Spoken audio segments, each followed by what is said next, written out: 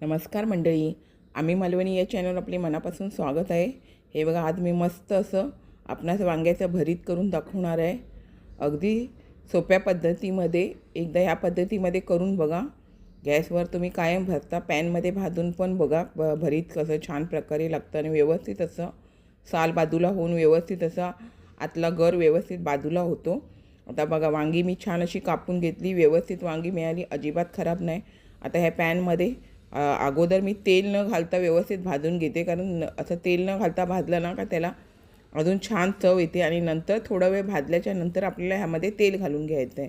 तर आता थोडा वेळ आपल्याला झाकण ठेवून थोडंसं भाजून घेतल्याच्या नंतर त्यामध्ये मी मिरची आणि जवळजवळ 7-8 लसणीच्या पाकळ्या आपल्याला त्यामध्ये घालायच्या आहेत. त्या पण त्यामध्ये पण थोड्याशा भाजून घ्यायच्या. जसं तुम्ही गॅसवर भाजताना वांग्यामध्ये घालून घेता आणि भाजून घेता, त्याच प्रकारे अशा प्रकारे लसूण आणि मिरची छान असे भाजून घ्यायच्या. व्यवस्थित भाजून घेतल्याच्या नंतर लसूण आणि मिरची आपल्याला काढून घ्यायचे.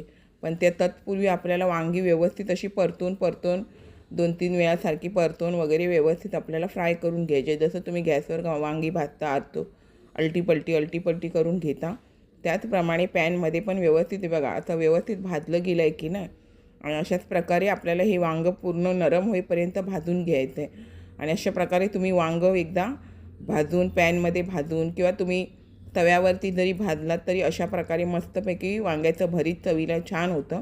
वेगवेगळ्या प्रकारे वांग्याची भरीतं करतात. तुम्ही शेंगदाणे घाला, कांद्याची पात घाला. आता मी साध्या पद्धतीमध्ये तुम्हाला हे वांग्याचं भरीत करून दाखवलं आहे. भाकरीबरोबर ते एक नंबर लागतं खायला. आता आपली मिरच्या लवकर फ्राय होऊन होतात. त्या मिरच्या आणि लसूण आपली काढून घ्यायची आणि वांगी आपल्याला अजून जास्त आपल्याला पूर्ण असं आतला गर नरम होईपर्यंत आपल्याला ते भाजून घ्यायचं. तसं मंडळी अजिबात वेळ लागत नाही, कारण मी बारीक गॅस करून पूर्ण भाजून घेतलेलं आहे. फास्ट गॅसमध्ये थोडंसं लवकर झालं असतं. आता ह्या वरती थोडं भाजून झाल्याच्या नंतर मी तेल घालते, कारण तेल घातल्याच्या नंतर अजून ते जास्त नरम होणार, पण भाजल्याची चव येणार नाही, म्हणून आधी मी तेल नाही घातलं. आधी व्यवस्थित असं भाजून घेतलं आणि नंतर मग आपल्याला त्यामध्ये तेल घ्यायचं आहे. म्हणजे जसं तुम्ही चुलीवर किंवा गॅसवर भाजता तशी मग चव येते त्याला, अशा प्रकारे भाजलं गेलं तर. तर आता हे बघा छान असं आता नरम होत आलं आहे, पण अजून थोडंसं आपल्याला हे नरम करायचं आहे. जरी थोडंसं नरम झालं तरी आपल्याला त्याची व्यवस्थित सालं निघायला पाहिजे. तर आपल्याला गॅस बंद केल्याच्या नंतर पण आपल्याला त्यावरती झाकण मारून ठेवायचं मंडळी, जेणेकरून झाकण मारून ठेवल्याच्या नंतर साल पटकन निघलं जातं. आता हे मी गॅस बंद करून थोडा वेळ झाकण मारून ठेवते. आणि आता ही बघा कशी मस्त झाकण मारल्याच्या नंतर अजून वांगी आपली किती नरम झाली ती बघा. अशा प्रकारे मंडळी तुम्ही करून बघा, एकदम सोप्या पद्धतीमध्ये, अगदी त्रास न होता, गॅस खराब न होता आपला, किंवा डायरेक्ट गॅसवर केल्यावर प्रत्येकजण म्हणतात त्रास पण होतो. त्याच्यामुळे अशा प्रकारे तुम्ही वांग्याचं भरीत नक्की करून बघा. साल पण बघा व्यवस्थित आपलं साफ होऊन जातं आणि बाजूला होऊन जातं. आणि अशा प्रकारे मी बाकीच्या सर्व वांग्यांचा अशा प्रकारे गर काढून घेते. तुम्ही एकदा असं पॅनमध्ये फ्राय करून अशा पद्धतीमध्ये एकदा तुम्ही वांग्याचं भरीत करून तर बघा. म्हणजे तुम्ही पॅनमध्ये किंवा कढईमध्ये, तव्यामध्ये अशा प्रकारे फ्राय करा व्यवस्थित असं.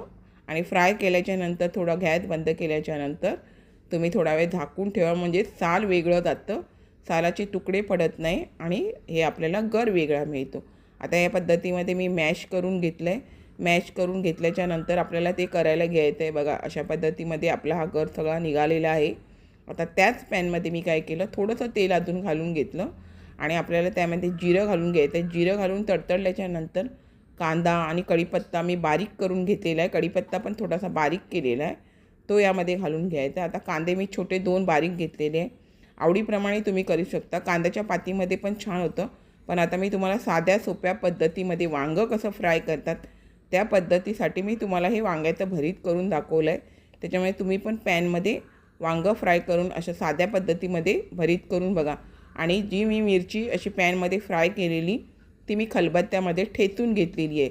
ठेचून घेतल्यामुळे अजून छान अशी चव येते आणि फ्राय केल्यामुळे तिला अजूनच चांगली चव येते. म्हणजे नंतर आपल्याला असं फ्राय करायची गरज लागत नाही. त्याच्यामुळे आधी तुम्ही वांगं आणि लसूण फ्राय करताना म्हणजे वांगं, लसूण, मिरची फ्राय करून घ्यायची आणि मग छान अशी चव येते. आता चवीनुसार आपल्याला म्हणजे थोडीशी अर्धा चमचा हिंग घालून घ्यायचं आहे, थोडीशी हळद घालून घ्यायची आहे, तुम्हाला जर कलरला लाल तिखट मसाला घालायचा असेल तर तुम्ही थोडासा कलरला लाल तिखट मसाला घालतात, पण मी नाही घातलं कारण माझ्याकडे मिरच्या मी 5 ते 6 मिरच्या घेतलेल्या, म्हणजे 2-3 तिखट मिरच्या, 1-2 गोड मिरच्या असतात, त्या प्रकारे मिरच्या घेतलेल्या.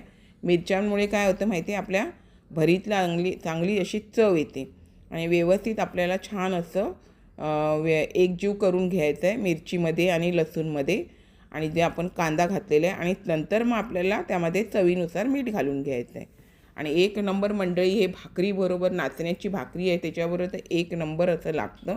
आता हे व्यवस्थित मी एकजीव करून घेते आणि अजिबात काय वेळ लागत नाही आहे. फक्त आपण बारीक गॅसवरती वांगी फ्राय करतो, त्याला थोडासा वेळ लागतो, पण नंतर भरीत करायला अजिबात वेळ लागत नाही, फटकन भरीत होतं. कारण आपलं ही वांगी चांगली मेंदलेली आहे, चांगली शिजलेली आहे. जशी तुम्ही गॅसवर फ्राय करतात त्याचप्रमाणे ही वांगी चांगली शिजलेली आहे. तर एक नंबर बघा अशी आपली वांग्याचं भरीत झालेलं आहे आणि मस्त असं भरीत होतं. आपण पण नक्की अशा प्रकारे करा, खूप छान होतं, भाकरीबरोबर खूप छान लागतं.